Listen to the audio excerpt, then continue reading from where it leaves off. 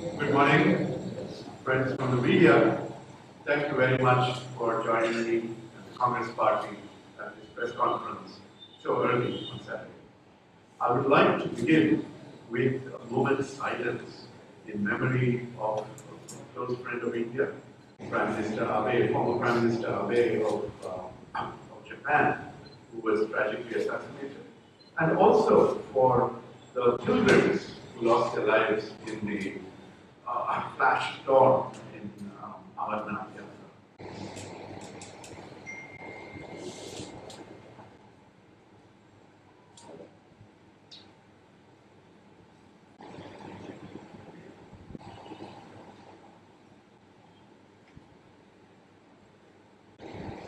Thank you. I have come here today to place before you a series of stories, a series of exposés, and you will be able to see a pattern emerging from there. This is, you don't need to be a Feluda to see the pattern that you will see emerging from the examples that I will give you as we go forward. We have in power in India for the last 8 years the Bharatiya Janata Party, which claims to be a nationalist party, a party that cares for national security, that is supposed to be against terrorism of various kinds. What is their actual track record? Let me place that before you. Most recently, we have seen in Udaipur the tragic, barbaric killing of Mr. Kanhaiya Lal, and one of the two murderers is a gentleman we all know by the name of Muhammad Riaz Attari. Was he a non-political person? No. He was a member of the Bharatiya Janata Party. He worked in the factory of the son-in-law of the Bharatiya Janata Party leader of the opposition, Gulab Chand Kataria. You will know the name Gulab Chand Kataria from other cases before. He was one of those who had been linked to the Sohrabuddin fake encounter in Gujarat in the early 2000s. Now, so you have the first example of a terror accused being a member of the Bharatiya Janata Party. Now, we also saw in Kashmir, villagers encountered two suspicious traders, and when they caught them, it turned out that they were plotting to sabotage the Amarnath Yatra. They were plotting to attack the Amarnath Yatra. One of them turned out to be Talib Hussain Shah. Who is Talib Hussain Shah? Again, is he a non-political person? No, he was the district ID in charge of the Bharatiya Janata Party. There are photos of his with Home Minister Amit Shah. How does a person who was getting ready to commit a terror attack, how can such a person be so close that he would be given security clearance to be with India's Home Minister? Is there something else going on here that we need to find out?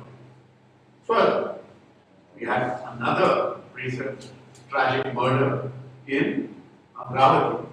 And the person accused there, his name is Irfan Khan. Who is he? He is part of the campaign team. He is a person very close to the MP and MLA from Amravati, Navneet Rana, she is the MP, and Ravi Rana, who is the boss of that region. And who are they? You've seen that they are very close allies of the Bharatiya Janata Party. 1, 2, 3 instances I've given you so far. Further, go back to Kashmir. Now, a former BJP leader, ex-Sarpanch, called Tariq Ahmad Mir, was arrested for organizing weapons for Hizbul Mujahideen terrorists. And who is this gentleman? He was very close to another dubious character, DSP Davinder Singh. You remember DSP Davinder Singh? What all are his stories? Well, when Pulwama took place, DSP Davinder Singh had no business being in the area of that attack, but he was found there. Most recently, he was arrested for carrying and ferrying two terrorists in his personal car on the way to Delhi. And when he was arrested, he said to the arresting policeman, he said, "You have given the game away. You have stopped the game." The exact quote you'll find. What is this game? Is this game to create more terror incidents, to polarize the public, and to create an opportunity for these fake nationalists to keep waving polyester Indian flags and then basically say that they have that they are protecting our national security? What did they do? What did the BJP do to Davinder Singh? After investigating, after interrogating him, the Lieutenant Governor of Jammu and Kashmir, Shri Manoj Sinha, says, "We are dismissing this gentleman from service, Davinder Singh from service, and we will not conduct an inquiry because it is against the interest of the nation." What is against the interest of the nation? To reveal the truth, to understand whether this man was involved in Pulwama. You remember what happened in Pulwama? We, as a nation, gathered together to counter such a dastardly attack. But we've never got answers to the question of how did a car with hundreds of kgs of RDX explosive get in the middle of a secured highway where only our Indian defense convoy was allowed to pass. How did that happen? What was Davinder Singh doing there? Why have you let him go without revealing the truth to the people of India? Along with this, in 2017, the Madhya Pradesh Anti-Terrorism Squad arrested a BJP IT cell member called Dhruv Saxena. What was he doing? He and 10 more of his accomplices were spying for the ISI, the Inter-Services Intelligence of the Pakistan Army. And he was arrested, and there are stories of basically a picture of Saxena with the current Madhya Pradesh Chief Minister Shri Rajeev Gowda. So there is a BJP connection not only as IT cell head, but also close enough to the leadership to be able to do all kinds of nefarious things. Similarly, Bajrang, the leader from Madhya Pradesh, Balram Singh, was arrested on terror funding charges. In your neighboring state of Assam, we have another Assam BJP leader called Niranjan Bajaj, who has been sentenced to life imprisonment by the National Investigative Agency Court. Why? Because he was involved in a 1,000 crore scam aiming to divert government funds to militant groups. And these ones were used to buy weapons and carry out attacks on our Indian security forces. Similarly, in Kashmir, once more, the BJP gave a ticket to an associate of Masood Azhar's associate called Mohammad Farooq Khan, and he contested the Srinagar municipal election. Now, he was previously with the J&K Liberation Front, which is again an organization that indulged in anti-India activities. The same Masood Azhar, let me remind you that this is the same person who was released from jail, who was escorted to Kandahar by our minister, Jaswant Singh at that time, BJP cabinet minister, and let go. And he, once he became free, organized the 2001 Parliament attacks, the 2008 2611 attacks in Mumbai. So when you look at this pattern, like I said, Feruza would have said, "Ye nationalist dal mein kuch kala hai," and that is very clear that this BJP, for all their talk, is only interested in fomenting unrest.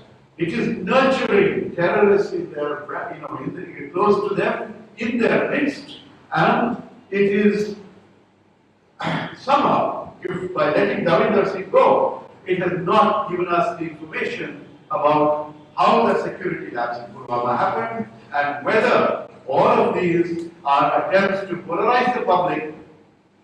Why would they keep doing this? Because there are other track records on the economy, on jobs, on allowing China to occupy huge portions of our territory. All of these, they have no face. So the only thing they can do is create communal tension, and their own people are involved. I've given you these examples, and I'm happy to take further questions from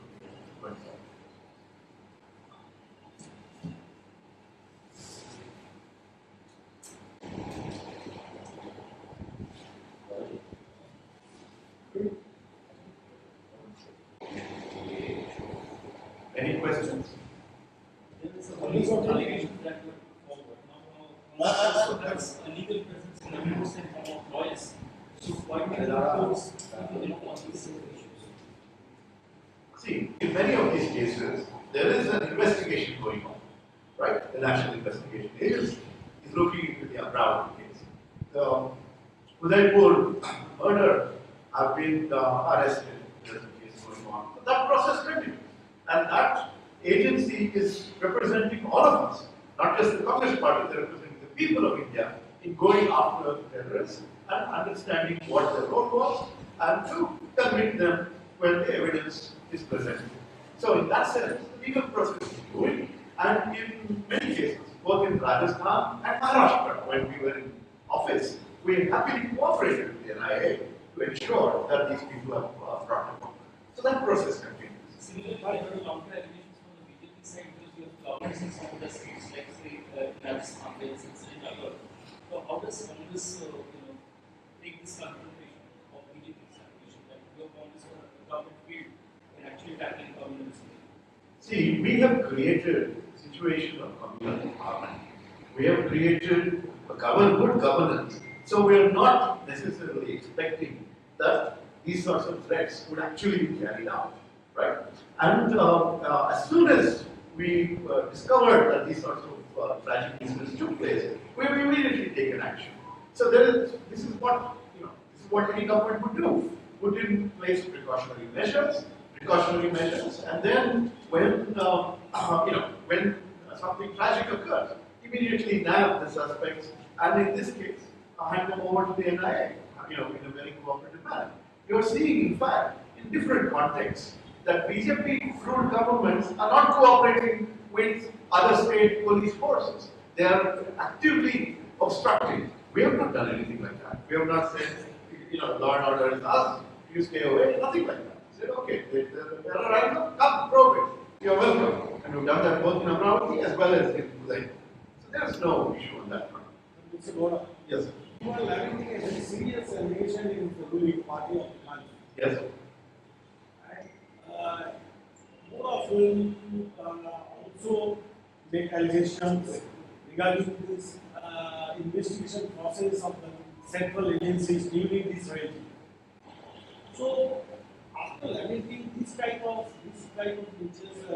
serious allegation, are you in any sort of doubt whether the truth will be revealed at all, or whether you have a plan to go before the court of law for independent investigation? It's a very good question. See, Udaipur, the moment the tragedy took place, and then the government announced that the NIA will take over the case, Chief Minister Ashok Gehlot welcomed that. That's fine. You can go ahead. But once it came out that this Attari is a BJP member, we also did a press conference and said, did the BJP respond so quickly, did the government respond so quickly in sending the NIA because it is trying to protect its own member? That is one of the questions that we raised. And it is imperative that the opposition, that the media, that everyone ask these questions, because we do not want any cover-ups. We want the truth to be exposed. We have seen in the case of Davinder Singh, DSP Davinder Singh, the LG let him go, saying an inquiry is not in the national interest. Why? What is he going to reveal? And so that's the basic question. Everything needs to be in the public domain, in the national interest, because the truth is what we want. We want to go after the culprits and we want to protect the people of India. We are the ones who care for the nation and have always cared for the nation, unlike these people whose main agenda is to create division and foment unrest and communal violence.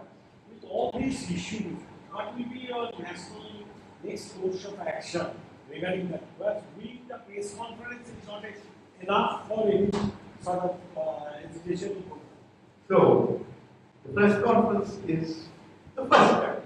We have seen this pattern emerge. We are now going to spread the word, and then we are going to take it to the people.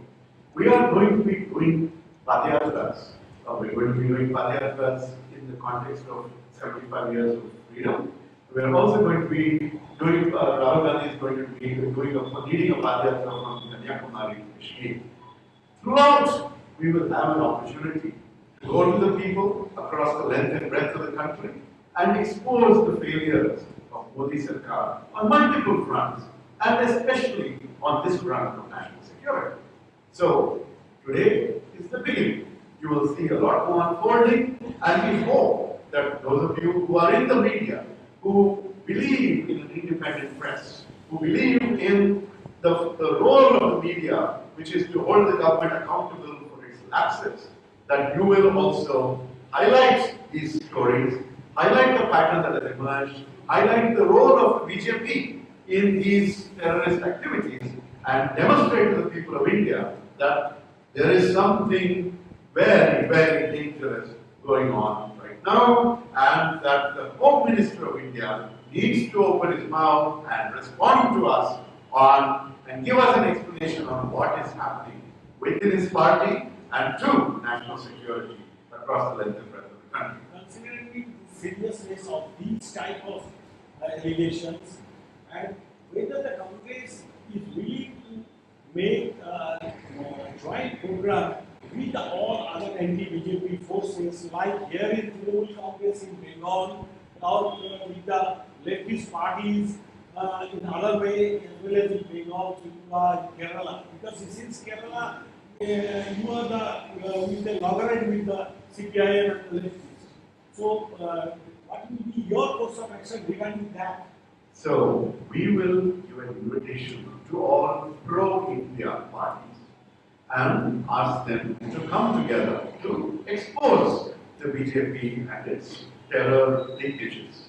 And whoever wants to join us, whoever cares for these, you've seen that many leaders from different parties at different times have also expressed concerns over these sorts of issues. So I think this is the sort of national security platform that can draw support from every party. And we don't have to call it anti-BJP, we have to call it pro-India and pro-Indian national security. This is a platform where everyone who cares for India, forget parties, everyone who cares for India should be asking these questions and coming together and exposing the hollowness of their nationalist rhetoric. Mr. Gowda, one incident took place, whatever you described after that, what is the, do you want any explanation from Home Minister, and what is your current message to Indian people? About what again? What kind of action already taken, you say, as BJP? Yes. No, we demand a response from the Home Minister. And, the Home Minister has been very, very quiet.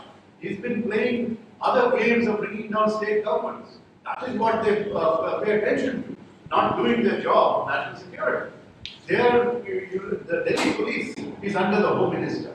They are unable to find the people who attacked JNU. They are unable to find the people who triggered the Northeast Delhi riots. Right? What is the Home Minister doing? Why is he not doing his basic job, the exact portfolio that he has been given in this country?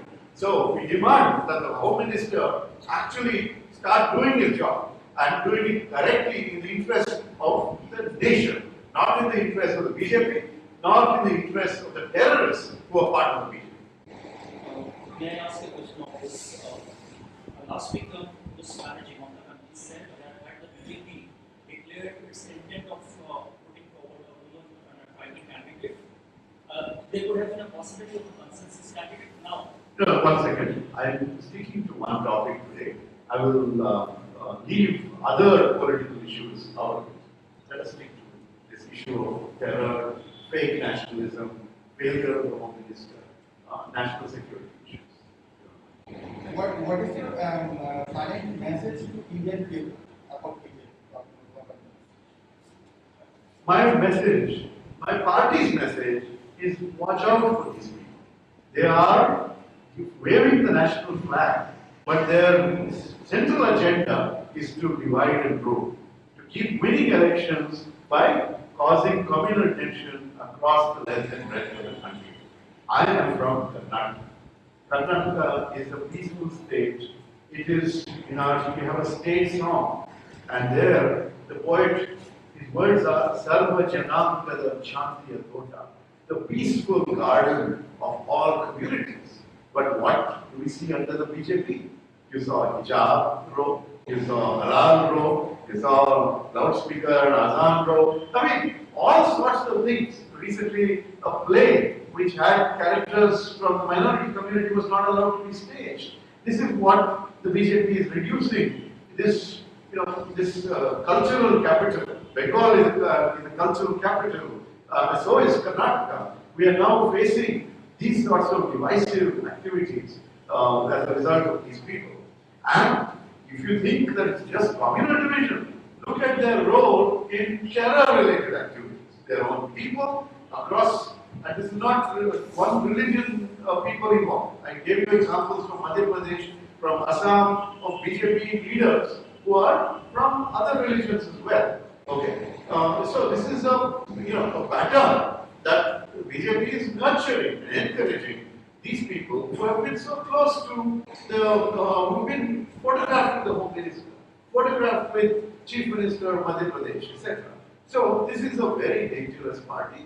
They do not have the interests of Indian national security and the people of India at heart. They are only interested in creating tension and violence, and their aim is to come to power. And then, of course, once they come to power, what do?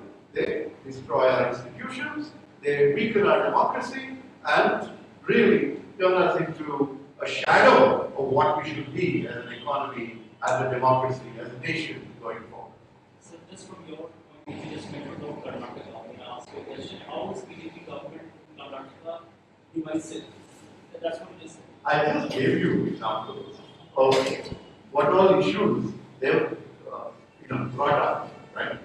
The hijab problem. The young women were prevented from studying using the excuse of uniforms.